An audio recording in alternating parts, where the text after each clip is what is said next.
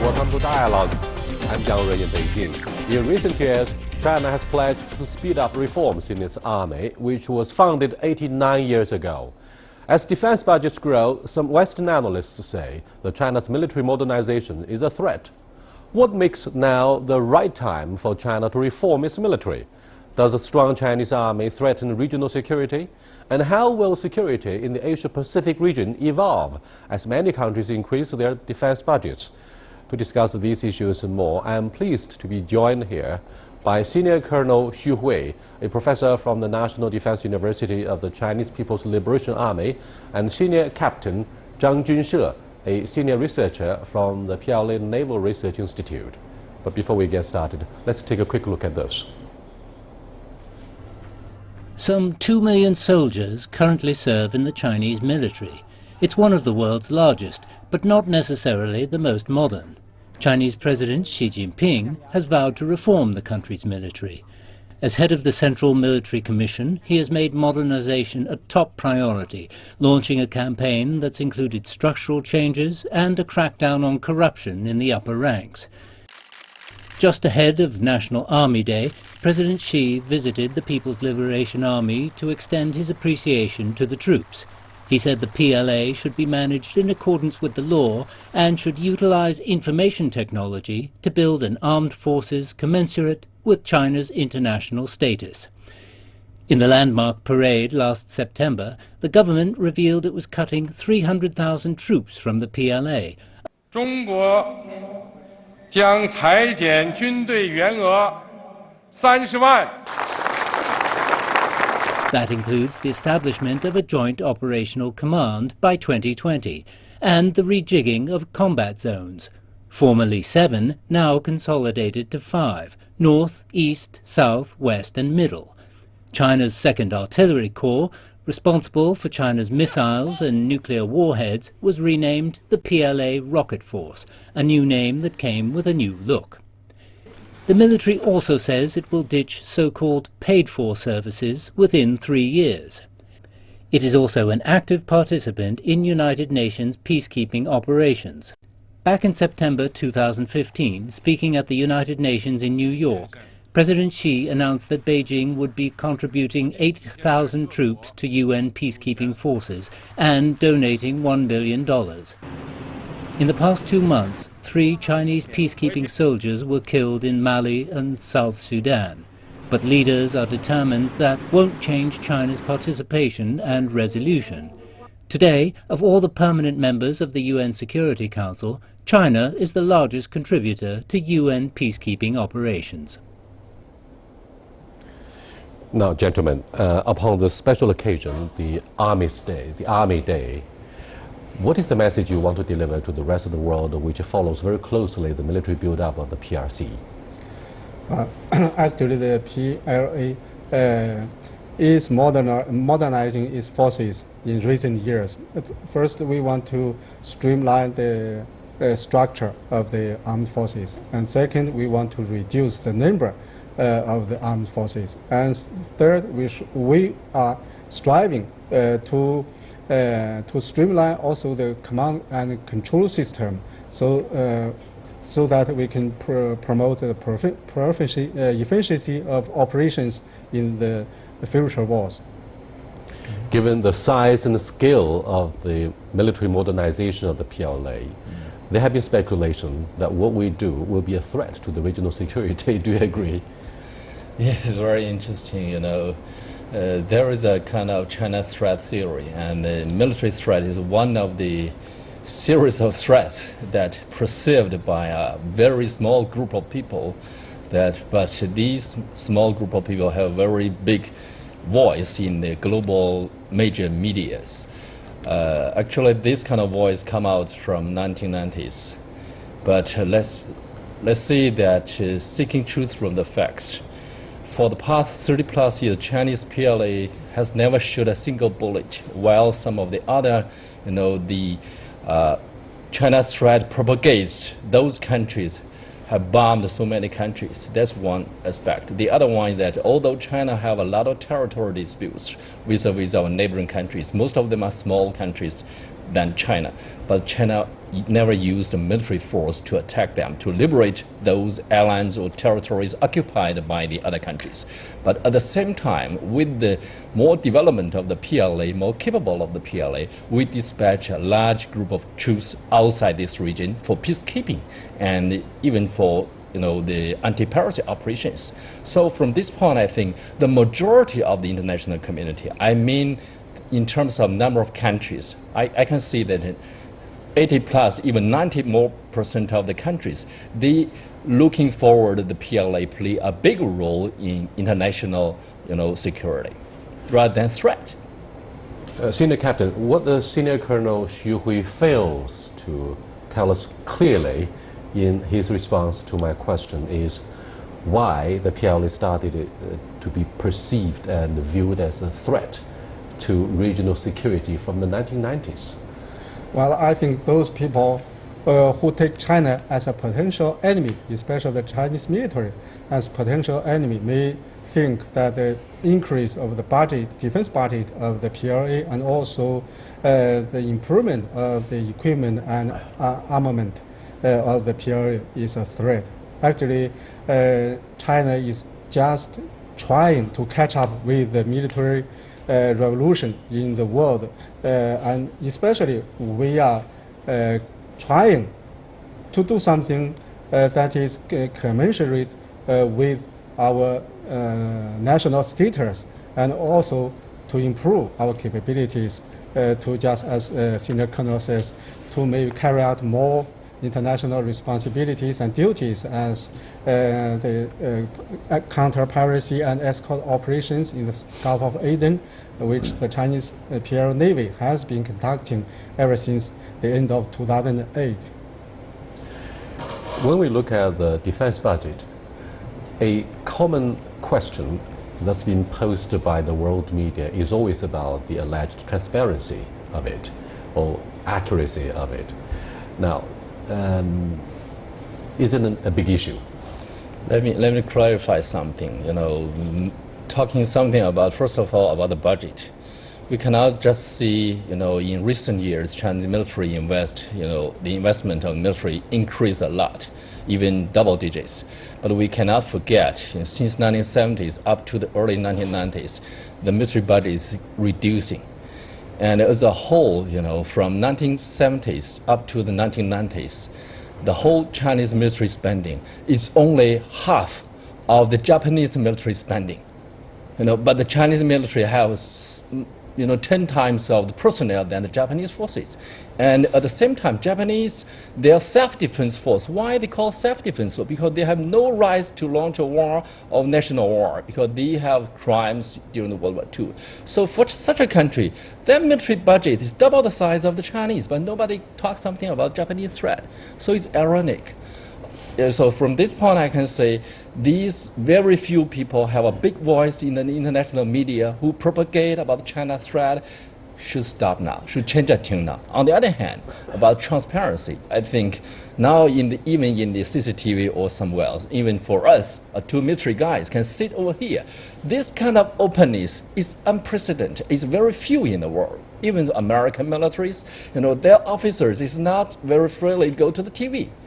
And, from my personal experience, we have ever invited a lot of American and other countries' supreme military leaders to visit the most advanced weaponries, include our submarines, our aircraft carrier, and even some other latest developed weaponries.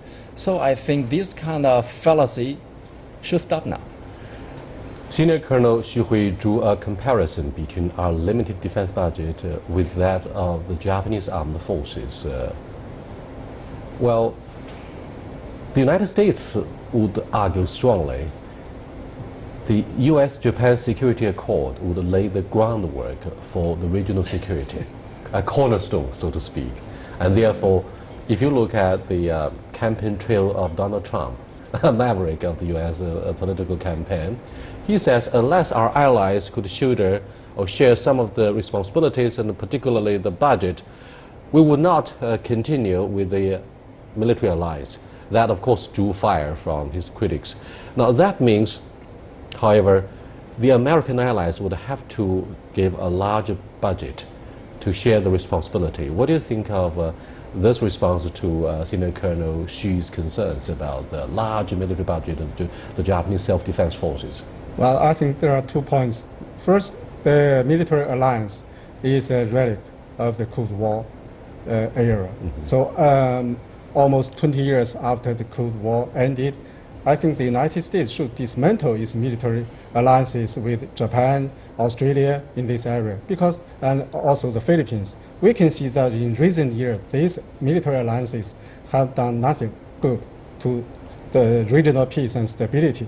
And the second point is that Japan is a defeated country and also an aggressor during World War II. So it hasn't made sincere reflections on the atrocities it has committed during World War II.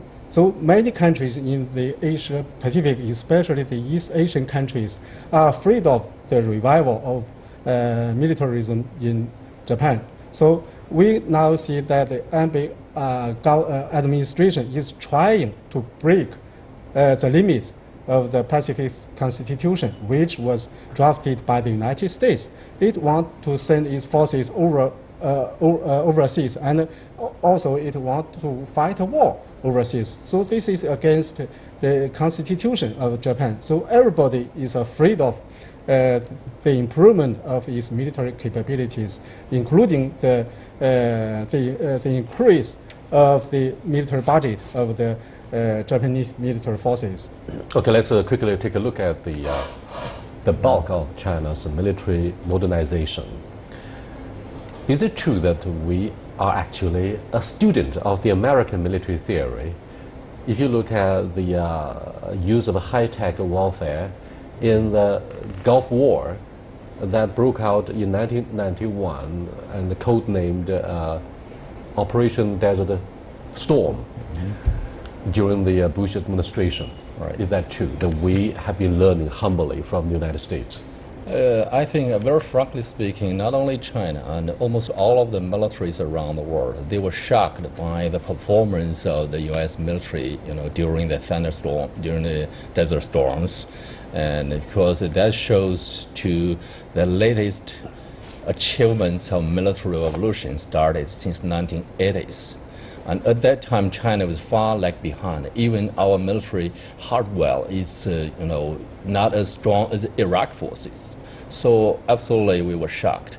Later on, we embarked on our modernization. But you know that the four modernizations in our government, the military is the fourth one.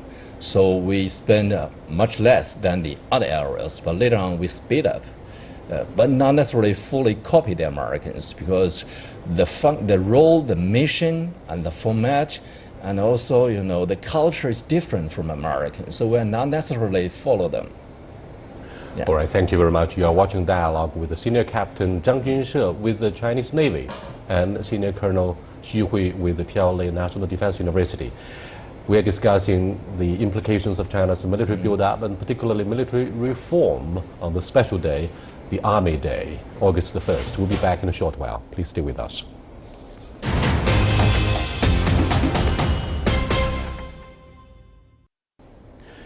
Senior Captain, let's continue our discussion about the military reform. What do you think should be the essence of such an unprecedented reform? Is it more about how to upgrade our high-tech, or is it about the extension of the conventional forces and our ability to project our power beyond the traditional borders? Well, I think the essence of this round of defense and military reform, I think, is try to promote the efficiency of the military forces, and also we want to level maybe the status of these three services. We know that before, the Army, the land forces, is the biggest branch of the PLA.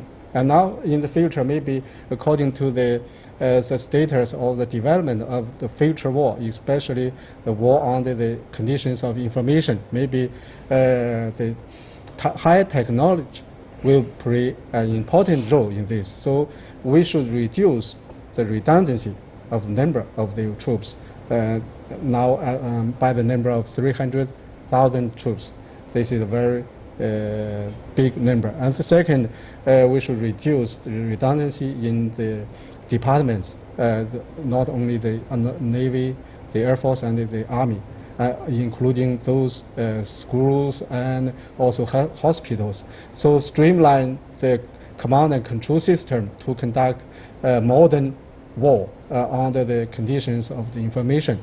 So I think this is the essence of this round of the reform. Promotion of the efficiency in command and control is the Chinese discourse and allegation. The international community, particularly the Western media, would accuse China of using force to change traditional borders, and we are portrayed as increasingly assertive in an area such as the South China Sea. Senior Colonel. What do you mean assertive? Would you like to Western media, Western media. Western media Okay. describe the Chinese military build-up in the South China Sea as increasingly assertive. Okay, yeah, this is this few Western media, few people. We have to clearly define about that. It's not the international media, international community. And also, if you listen to the Chinese, they will see the PLA and the Chinese military is too passive rather than assertive. But unfortunately, the Chinese views, is seldomly go abroad. So the international community hear and listen. Most of the time, they say, "Oh, this military has become assertive." But if you look at the fact, it's far-fetched allegations. We never use of our military to take any islands occupied by the others back, while we have to face the challenges that provocations by other militaries who try to catch up our fishermen or our legally patrollings over there. Despite the reconciliatory tone of the joint statement between China and 10 member states of ASEAN at the annual foreign ministers meeting within the framework of a 10+1, and particularly the joint statement of ASEAN itself, United States, Japan, and Australia joined hand in issuing their joint statement saying China got to comply with the ruling of The Hague that was issued on July the 12th. Yes. Now, what do you think of their pressure that's being built upon the Chinese Navy in the South China Sea? Well, I think this demonstrates that most of the countries, not only in this region but in the world, support China's stance on the South China Sea issue. That is, peaceful resolution through consultations and negotiations between parties directly involved. We can see this from the joint statement issued by China and ASEAN countries, and also the statement by ASEAN foreign ministers. But we can see the joint statement issued by the United States, Australia, and Japan actually is troublemaking. So these direct parties in this issue, in this dispute, have agreed to resolve this peacefully. But the outsiders, including the United States, Australia, Japan, are not agreeing with these parties. So it is ridiculous. And in this way, actually, I think the United States, Japan, and Australia are really making trouble out of nothing in this region. We can't believe with them. Well, because China vowed not to give up the historical claims on the non-dash line, and we are also building the first aircraft carrier. And that's perhaps why the military build-up of the PLA is described by Western media. Though small in number, they call this the assertiveness. Let's move one step further in this direction in our discussion. Okay, first of all, I want to add one point about the American and Australian government's statement to asking China to follow the illegal arbitrations. But I have to tell you that the other minorities in these affairs, see, there are almost 200 countries in the world. Only several countries see this country should abide by. They are not the judge of the world. I think they should recognize this reality. The second, I think, the aircraft carrier is not developed, for dealing with only, the South China Sea disputes, these small islands, if we want to use of force, we are not necessarily to develop such a big platform. We can do a lot with aircraft carriers. And if you see one aircraft carrier is assertive, how do you perceive the 10 aircraft carriers? So it's a very ridiculous argument about that. The release of Iraq War investigation report by the British government says clearly that the United States, along with the British troops, fought an unprovoked war back in the year 2003, 2 years after 9/11 took place in the homeland of the United States. Now, a lot of the observers in China say the joint military maneuvers by the US, Japan, and Australia in the South China Sea could also lead to escalation of tensions. And maybe one day we're going to see breaking point of yet another massive, adventure of hostilities in this area. The Rand Company recently issued a report outlining 4 worst-case scenarios, namely military showdown between the PLA and the American armed forces. And what do you think of the impact of such a report? Yes, we have noticed that a report by the UK has revealed that the WMD, the weapons of mass destruction, was an excuse for the United States and the UK to start the Iraq War. Before the war, we can see many US leaders told the world that Iraq has WMD. But after they invaded in this country, they couldn't find a WMD. So it was a lie. So now the situation in the South China Sea is similar to many countries. Are you talking about the self-fulfilling prophecy? I think you're right. Yes. Now the situation actually in the South China Sea is similar to the Iraq War. Before the Iraq War. Now the United States is also using the freedom of navigation as an excuse to meddle in the South China Sea. Actually, freedom of navigation has never been a problem in this area. So the United States is gathering Japan, Australia to make trouble in this area. The so-called freedom of navigation has intruded into the territorial waters of China and other countries all around the world. So this shows the hegemony of the United States. So actually the United States is making trouble in the South China Sea.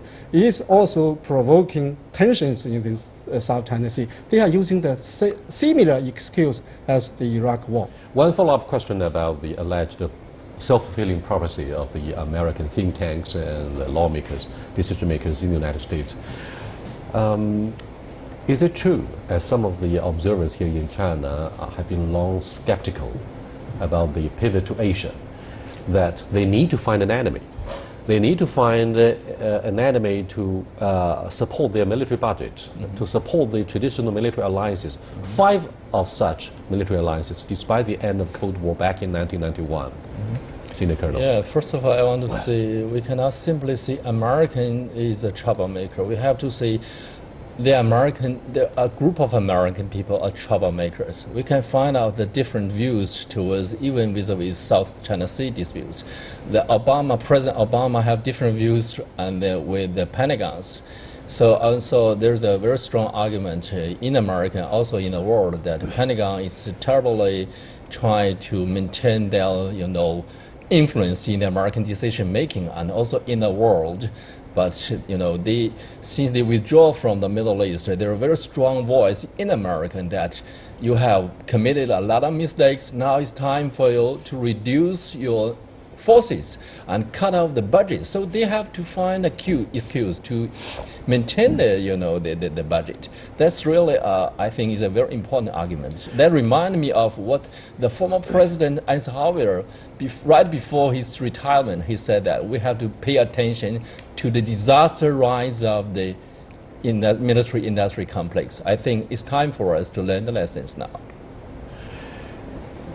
Today, a friend of mine recommended a book by Professor Simon Huntington from Harvard. It's called Soldier and the State. Right. It's about the relationship between the Pentagon and the White House. For example, is it true that in whatever major military, there are always, even not just confined to the military, there are always voices from the hawks and doves, very much like the debate between Mr. Hu Xijin, editor-in-chief of Global Times, and the late senior diplomat Wu Jianmin, who was killed in a car accident a couple of months back. So, is it true that there is a strained relationship between the Pentagon and the White House? Back in 1962, even President JFK was scared by the hawkish noise of the Pentagon about launching a preemptive strike to eliminate the nuclear facilities of the former Soviet Union. And the First Lady sought shelter in the bunk, the first family, for fear of having the nuclear warfare. What do you think of such allegation? It is true. There are some hawkish guys inside the Pentagon and also in the U.S. military. They are always trying to find the enemy so as to get more budget from the Congress and also to improve their weapons and also increase the number of the troops. So that is obvious. And there has been reported, or that it has been reported that the Pentagon has been pressed or by the White House and also the State Department not to make more trouble in the South China Sea. We can see some top leaders from the U.S. military have been threatening to do something in the South China Sea. So it is ridiculous. Perhaps the media attention has very much been diverted to the South China Sea. Let's look at our casualty of the peacekeeping forces. China is said to be the biggest contributor to peacekeeping forces amongst the P5 of the UN Security Council. What do you think of the death of 3 of our soldiers in peacekeeping forces in Mali and the Southern Sudan? First of all, I will convey my condolence to the families who lost their children. No parents would like to see their children die in such an area that far away from their countries. But I think they're also proud that their children sacrificed their lives for maintaining world peace. But this also shows to the PLA that as a latecomer of peacekeeping operations in the world, we really need to learn more. While we're implementing the missions tasked by the United Nations peacekeeping authority, we have to learn how to protect ourselves. We have acknowledged that we need to learn, and we are very happy to find out that in the peacekeeping circles around the world, a lot of countries, they have good experience, is ready to help. And we find out there are more and more exchange and cooperations, even joint trainings, education programs started between Chinese peacekeepers and the outside countries, even in the UK and some other countries. Thank you very much for participation in this edition of Dialogue on Army Day today, August 1st. I'll see you next time. Goodbye.